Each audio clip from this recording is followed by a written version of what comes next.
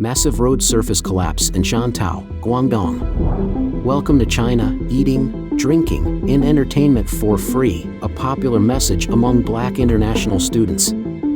Chairman of Taiwan's wealth media, the rise of massive debt is the core issue China is facing. Guangzhou automobile Mitsubishi sells equity for Yuan, leaving 2,000 workers facing unemployment. CCP tightens control on public opinion. Self-media with over 500,000 followers must use real names. Analysis: Keqiang's death highlights the suffering of Chinese people under authoritarian rule. It's all covered in today's China Truths. Massive road surface collapse in Shantou, Guangdong. On October 31st, a circulated video depicted a road collapse in Shantou, Guangdong, with a depth of approximately 1 meter.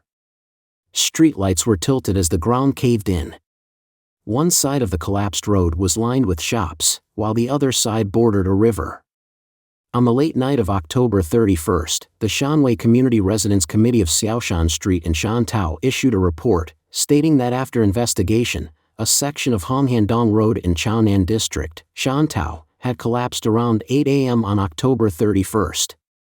The collapsed section of the road is approximately 135 meters long and 4 meters wide. The collapse was caused by soil erosion due to water along the road. The report mentioned that the section of the road was originally repaired and raised by street-side merchants using their own funds. Informed netizens commented, "If I remember correctly, the road was just repaired in the first half of the year, and now it collapsed after only a few months. This problem is too complex. I often pass by here. It was a case of doing something with good intentions but causing harm. This area used to be very low-lying, prone to flooding when it rained. The shop owners raised the road surface with their own money, but it's so high now that only a little railing is left.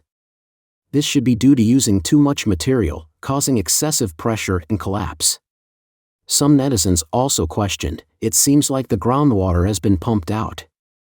The roads in Shantou are dug up every day." Welcome to China, eating, drinking, and entertainment for free, a popular message among Black international students. It is well known that the Chinese Communist Party, CCP, provides superior treatment to Black international students. Recently, a post that appears to be from a Black international student at Shandong University with a shocking message has caused a stir in the mainland's online community. On October 30th, a screenshot uploaded by a user on overseas social media platform X shows that a user with the Shanghai pseudonym bookstore named Worry Free Pavilion posted on May 12th with the title "Suspected Black Foreign Student Post, Welcome to China, Eating, Drinking, and Entertainment for Free."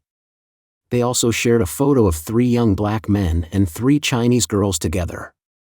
We use the word entertainment and place it in double parentheses to avoid using the original word in Chinese, piao, which involves in sexual activities, in order to comply with YouTube's policies. Some users responded by showing that since Shandong University implemented the study partner system, the HIV/AIDS infection rate has increased by 295.2% in just 5 years. They commented, "With such a high AIDS infection rate, not even a brothel could achieve that." This is also the reason why Shandong University can't attract local students despite lowering admission scores by 40 points. In response to this, some internet users expressed their anger, saying, "This is so infuriating. Mainland Chinese not only support corrupt officials but also these people. For the sake of profits, there are no boundaries and no shame. Originally, they are the offspring of communist demons, surviving by relying on dictatorship." A video has been circulating online, in which a man is seen angrily complaining over the phone, "At Shandong University, every African with AIDS receives a minimum annual subsidy of 59,200 to 99,800 yuan, and the highest is 200,000 to 300,000 yuan. Then, when one Black ex-rogue gets sick, 25 volunteers serve him. What kind of rogue school is this?" The man further claims that Shandong University's female students have confessed to having abortions for African men within 3 months. He says, "Shandong University's female students have confessed. Do you want to add me on WeChat? I'll copy and paste everything for you." There are faces and photos, everything. According to a report by Radio Free Asia in 2021, the Chinese Ministry of Education has spent nearly $1 billion of public funds in the past 3 years to support foreign students studying in China, with the strong objective of globalizing Chinese education. However, the education resources enjoyed by Chinese students pale in comparison, and public opinion has criticized international students in China for receiving superior treatment.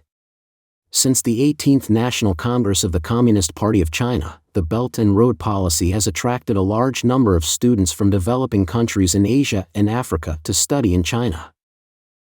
Chairman of Taiwan's wealth media, the rise of massive debt is the core issue China is facing.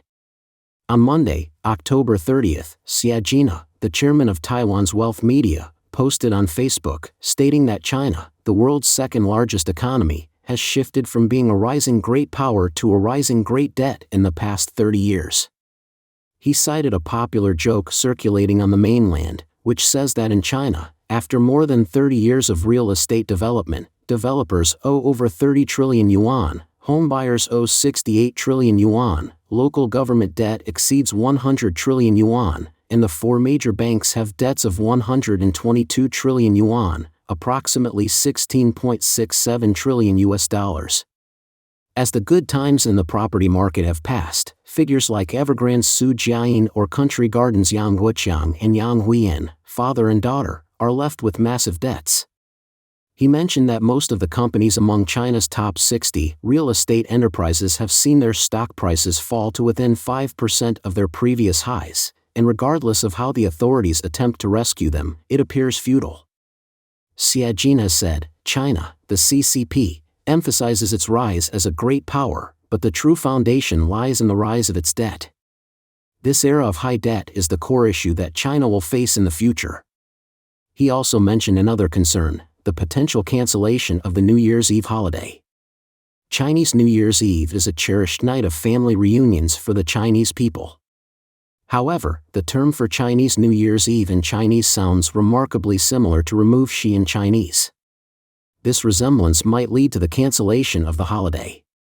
The next step could involve renaming Chinese New Year's Eve or restricting the use of the term that means ex-dividend in the stock market. Guangzhou automobile Mitsubishi sells equity for yuan, leaving 2,000 workers facing unemployment. Amid mainland China's economic downturn and businesses incurring losses, a substantial sell-off of stocks has emerged. Recently, Guangzhou Automobile Group Company, Limited, GAC-Mitsubishi, garnered attention by recently announcing the sale of its stocks at a price of yuan. In the details of the announcement made on October 25, GAC-Mitsubishi stated, the company respectively acquired 30% and 20% equity of GAC-Mitsubishi held by Mitsubishi Motors Corporation, referred to as Mitsubishi Motors, and Mitsubishi Corporation, referred to as Mitsubishi Corporation, at a price of yuan each. After the acquisition is completed, GAC-Mitsubishi will become a wholly owned subsidiary of the company. With this development, GAC-Mitsubishi has exited the scene. Following the equity sale by GAC-Mitsubishi, its Changsha factory has been taken over by Guangqi Ion.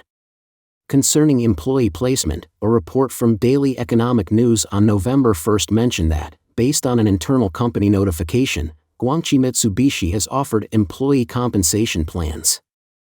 The GAC-Mitsubishi Changsha factory, which employs nearly 3,000 people, has already filled the 1,150 positions offered by Guangqi Ion.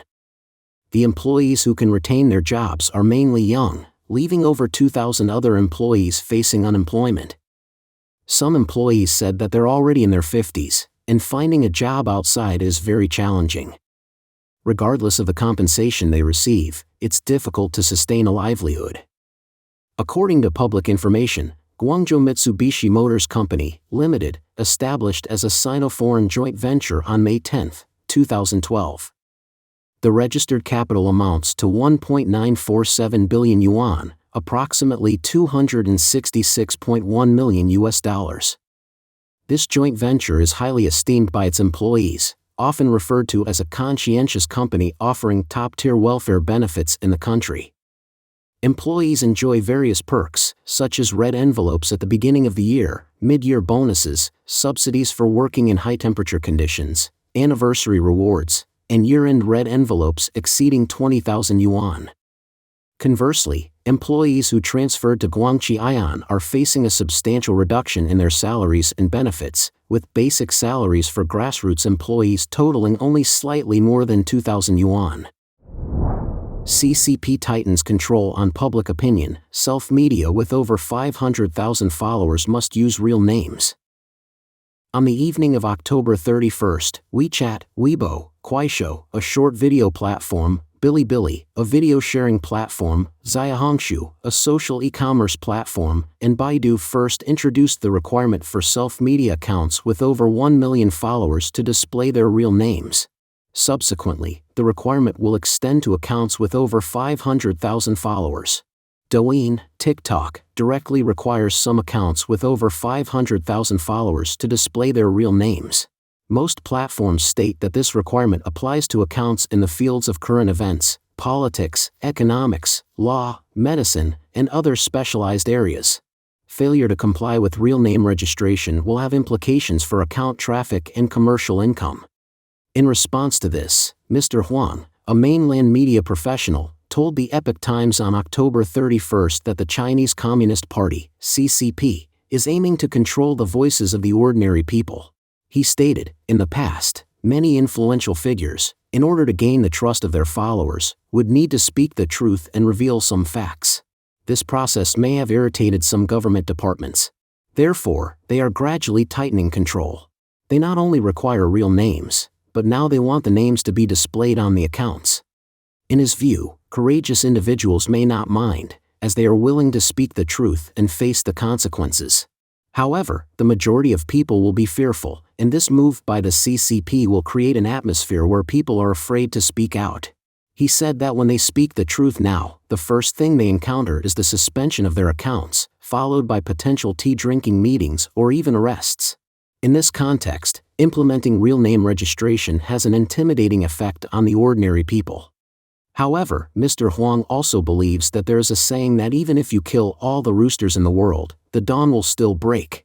So, he thinks that no matter what measures the CCP takes, in the internet age, the truth and honest speech cannot truly be stopped. Analysis: Li Keqiang's death highlights the suffering of Chinese people under authoritarian rule. The last segment of today's news will provide further updates regarding the funeral of the late Chinese Premier Li Keqiang. As previously mentioned, this is the most straightforward funeral ever organized for a former CCP's high-ranking leader. It omits the body viewing, doesn't involve the participation of CCP officials from areas outside Beijing, and no invitations will be extended to foreign diplomats based in China. On October 28, several CCP party media, including People's Daily and Rule of Law Daily, published Li Keqiang's obituary on the left side of their front pages, as released by Xinhua News Agency. On the right side, they reported a meeting of the Central Political Bureau of the CCP, with the title explicitly emphasizing Xi Jinping presiding over the meeting. The entire page did not follow the usual custom of using black and white when a national leader passes away. Instead, they retained a bright red headline. A media insider also disclosed that immediately after Li Keqiang's passing, websites like Sina Finance and East Fortune initially changed their colorful web pages to black and white. However, they later received instructions to switch back to the colorful version. Moreover, Yangtze Evening News, a well-established provincial-level newspaper hosted by Xinhua Daily, not only allocated a small corner of the page for Li Keqiang but also featured colorful images of a weather column host, appearing vibrant and cheerful on the same page. This was perceived as a highly disrespectful act, being not very harmful but extremely insulting. China expert Hong He remarked, the handling of Li Keqiang's entire funeral, from the issuance of the notice to the reports in various newspapers, and even the publication of the eulogy, has been consistent. Even in publishing the eulogy, there was no frame for the photo. Bringing all of these details together, analysts come to the analysis that the major Chinese Communist Party and official media have consistently demonstrated a strong consensus in expressing their contempt for the former premier, from the time of his passing up to the present day. Current affairs commentator Tang Jinyuan stated, Xi Jinping is openly disrespectful towards Li Keqiang's sudden death, and everyone can see it. Li Muyan, a self-media personality, commented, "In this situation, the relationship between the Xi Jinping regime and Li Keqiang has become quite clear. Xi Jinping seems to be intentionally humiliating Li Keqiang." Li Keqiang's death highlights the suffering of Chinese people under authoritarian rule.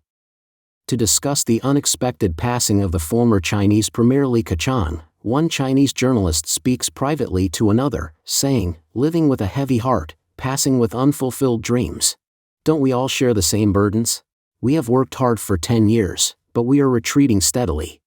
This sentiment resonated in an article that spread widely across Chinese social media, capturing the emotions of many Chinese people who saw their own hardships, frustrations, and feelings of helplessness mirrored in the life of Li Keqiang, despite his rise to the position of prime minister in a major nation during his lifetime.